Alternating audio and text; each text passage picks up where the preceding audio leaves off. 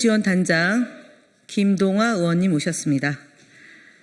5월 21일 9시 기준으로 2,368명이 방문하였고 1,456건의 제보가 접수되었습니다.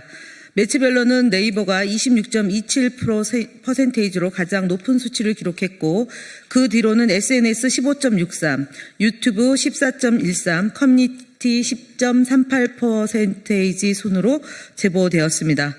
이재명 후보를 연이어 계속 허위사실을 유포하고 있습니다. 시흥 살인사건과 관련하여 허위사실을 유포하고 있는 것이 다수 확인되고 있습니다.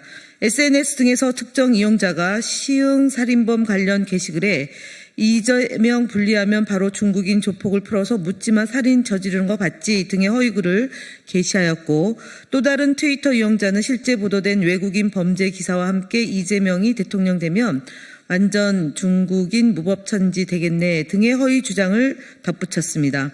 심지어 일부 이용자는 이재명의 중국인이 시흥에서 2명을 죽이고 도망 중이다. 이재명이 집권하면 중국 조폭이 한국에 와서 난장판 만들 것이라는 허위 사실을 유포하고 있습니다. 가짜뉴스 대응단의 주요 대응 현황 말씀드리겠습니다. 사전투표 일정 관련해서 말씀드리겠습니다. 이번 21대 대통령 선거의 사전투표가 5월 29일, 5월 30일 양일간 평일에 진행됩니다.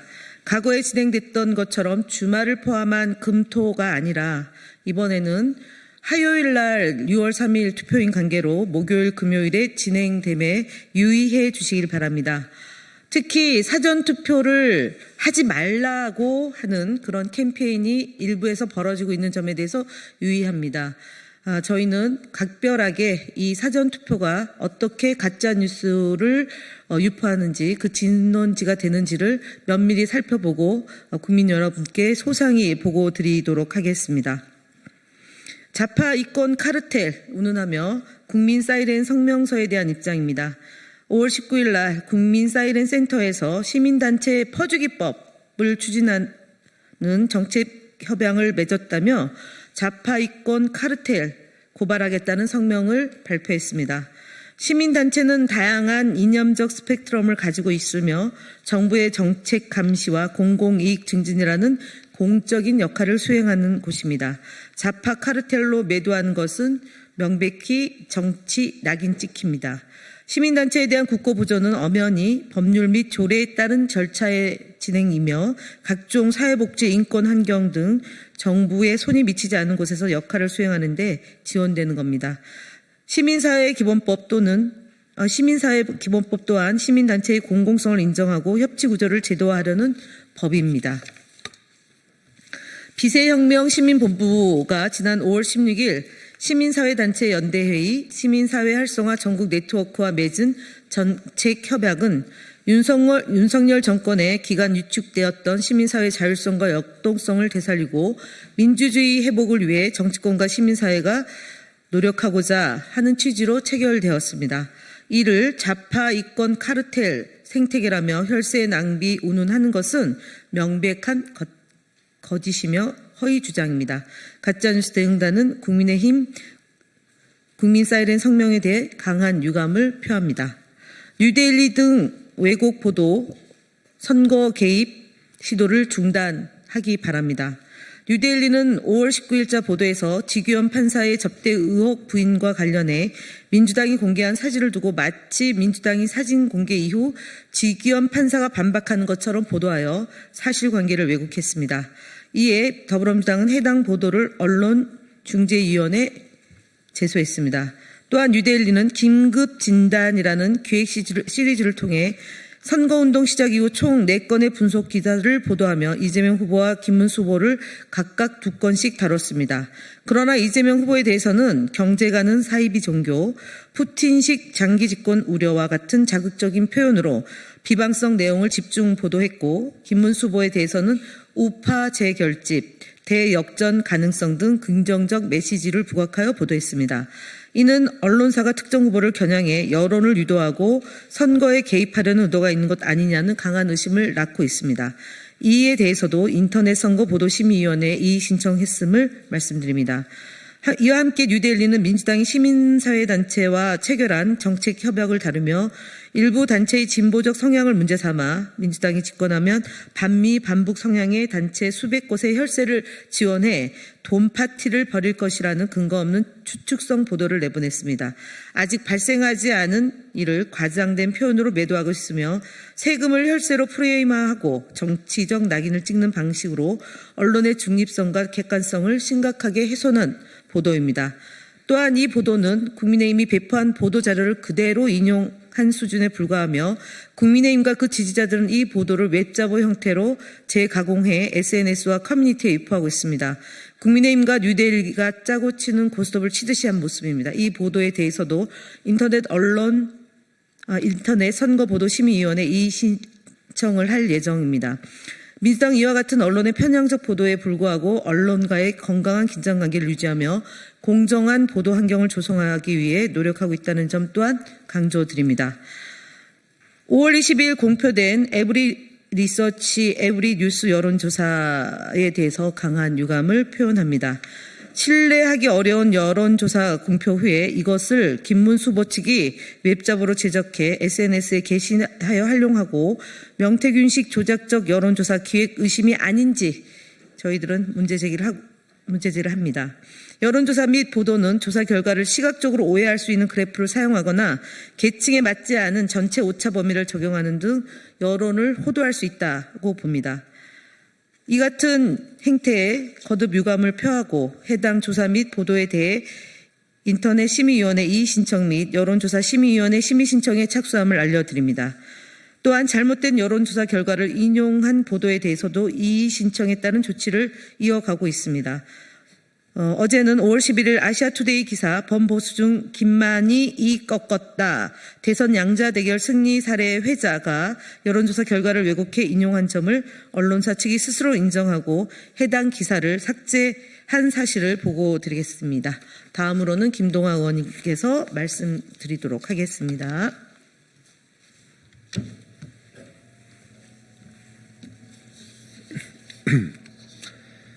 네, 다음 말씀드리겠습니다. YTN 뉴스 온 채널A 돌직구쇼 규정 위반 사례를 선거방송심의위원회에 심의 접수하였습니다. 5월 20일 YTN 뉴스 온에 출연한 국민의힘 김희정 대변인은 이재명 후보는 결국은 자기에게 이익이 되기 위해서는 다른 거 다 무시하고라도 할 거다. 그러니까 국민을 위해서 한다기보다는 자기 이해관계에 열중된 사람인 걸 볼 수 있죠. 이재명 후보의 재판 전력을 보면 자기 주변을 위해서나 국민을 위해서 그런 처벌받은 전력이 아닙니다. 만약에 이재명 후보가 당선이 된다면 대한민국이 끔찍해질 거라는 걸 누구보다 잘 알기 때문에 라고 발언하며 더불어민주당 이재명 대선 후보에 대한 근거 없는 공포 이미지를 만들어 시청자들에게 부정적인 인식을 갖도록 유도하였습니다. 또한 5월 20일 채널A의 돌직구쇼에서는 국민의힘 권영진 의원이 그러면 저 사람들 받아들여 가지고 진짜 대한민국 만들고 진짜 다 보수다 라고 선언하고 좋아하고 춤추는 민주당은 철새 도래지밖에 안 되는 거예요. 저는 아무리 급하고 표가 중요하더라도 저렇게 정치를 파괴하는 식으로 해서는 안 된다. 라며 더불어민주당을 희화화하고 비화하는 등 개인의 의견과 사실을 구분하지 않은 채 단정적인 발언을 통해 시청자들을 혼동케 하였습니다. 위 사항들은 선거방송심의위원회에 관한 특별 구정을 위반한 것으로 선거방송심의위원회에 심의 접수하였음을 밝힙니다. 다음 서정욱TV, 성창경TV, 이대남의 우회전 등 유튜브 대응 현황 보고입니다. 서정욱TV의 19일자 150만 원 가지고 선거운동 위에 시간 끄는 꼼수, 설란영과 대비되는 김혜경 리스크.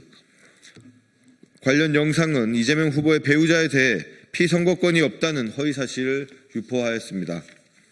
또 성창경TV는 이재명에 대한 김문수의 필승 전략, 이찍 일땡 영상을 통해 아직도 이재명 후보의 대북 송금과 주변 자살 의문 등으로 폄훼하였습니다. 또한 이대남의 우회전 채널의 현장 김문수 유세 도중 대반전 터졌다. 서울에서 이런 일이 영상 역시 이재명 후보를 드럼통에 비유해 비방하였습니다. 마지막으로 전환길 뉴스 채널의 라이브 2030들아 낙담하지 말아라 영상은 부정선거론을 설파하며 이재명 후보를 친중 후보로 거짓 프레임을 씌웠습니다.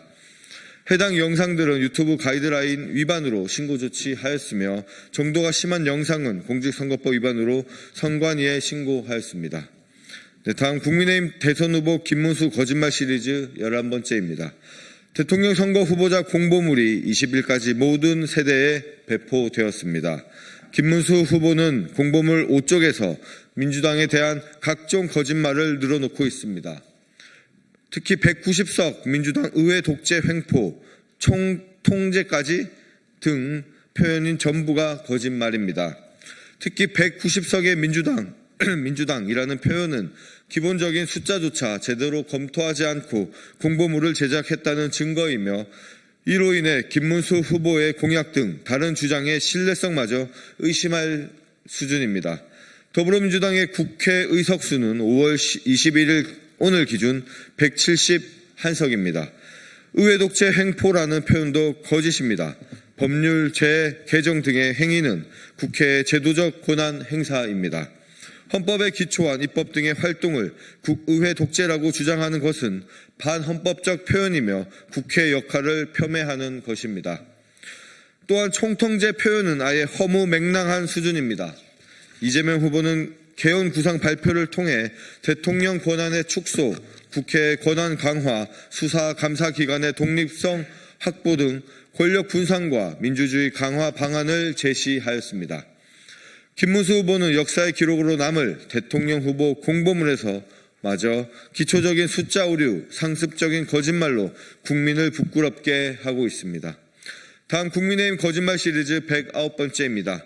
국민의힘 박대출 의원은 5월 15일 선대위 회의에서 김문수 후보는 민주화운동 보상금 10억 원을 수령하지 않았다라고 주장했습니다.